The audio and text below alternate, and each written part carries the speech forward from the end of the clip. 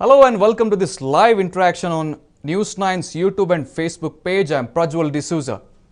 Now, ever since the COVID-19 outbreak began, scientists and doctors have been very busy trying to find a vaccine and a cure to the novel coronavirus. While the vaccine is not yet ready, doctors have been using plasma from recovered COVID-19 patients to treat the patients who are affected by the virus.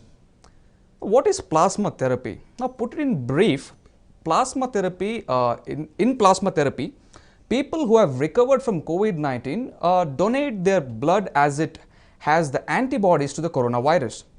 Now, the blood is then processed to remove blood cells, leaving behind plasma and antibodies. Now, this plasma is then transfused into an infected coronavirus patient to boost his ability to fight the virus. Now, there have been several debates in the scientific community regarding the usage of plasma therapy to treat COVID-19.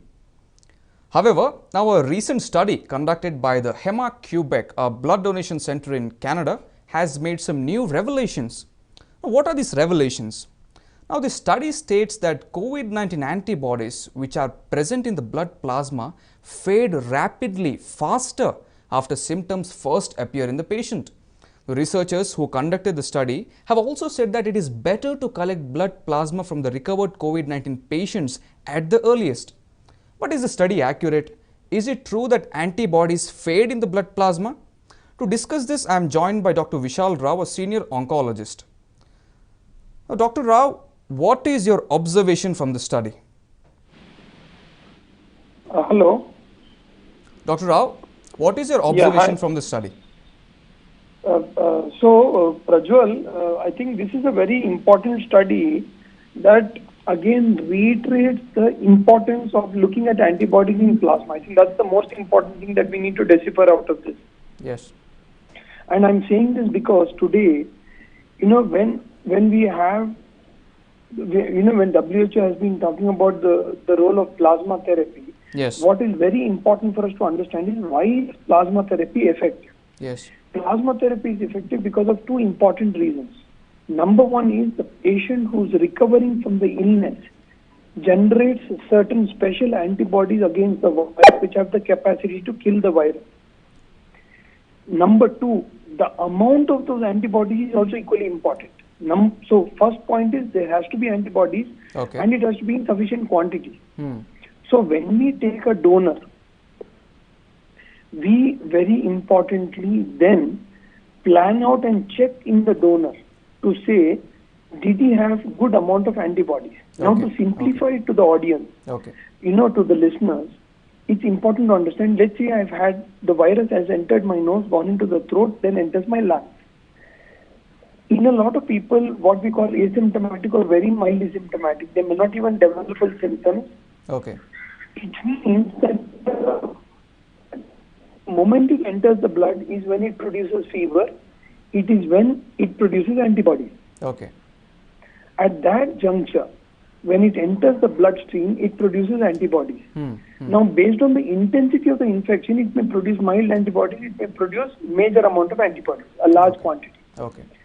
Now, what we do at HCG is we carefully select in every donor the amount of antibodies. So we use a test called the Vitros Test, which is being currently used in Mayo Clinic, and it is being recommended by the US FDA. Okay. Now, in this Vitros test, we find out what is the number of antibodies that are present in the patient donor's plasma. Okay. So, if the donor's plasma has units less than 4, then in that case, it's very low antibodies, may not be useful for the patient. Okay. If it is 4 to 12, then it is moderate antibodies. Okay. And if it is anything above 12, it is high antibodies. Okay.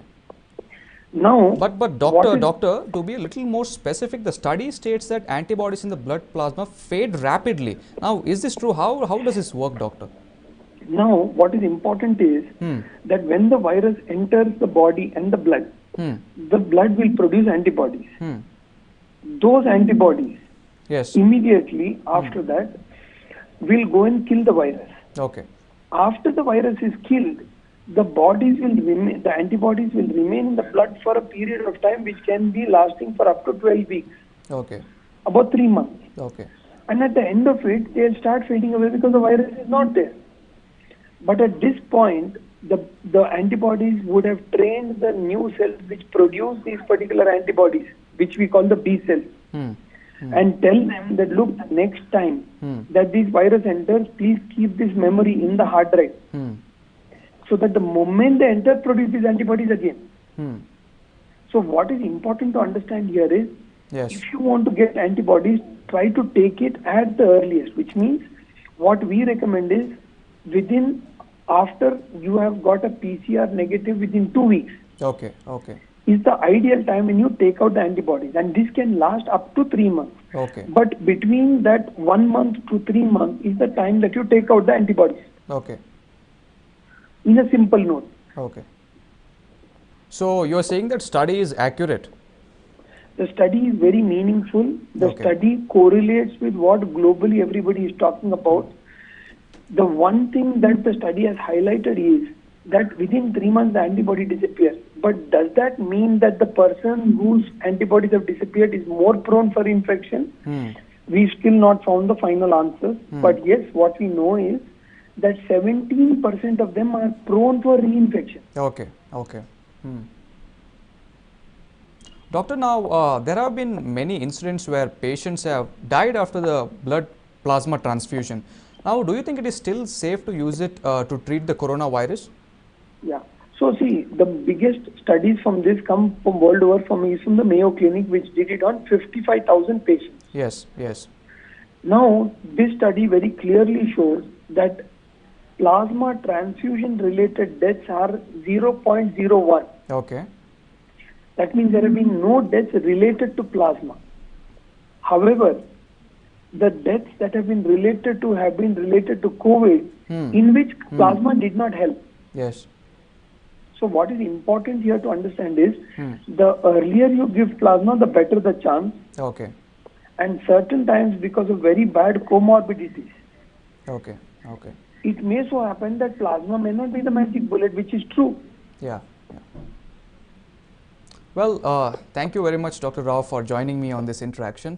Now, the doctor has clearly said that it is better to continue with the blood plasma transfusion at the earliest. Now, while the use of plasma therapy is still debatable, there have been several incidents where blood plasma has proven to be successful. Now, however, the Union Health Ministry has now asked the governments to not use plasma therapy routinely for treating patients who are infected with COVID-19. Now, if you like this video, click on the like button and don't forget to subscribe to News 9 on all the social media platforms. Thank you for watching and have a great day.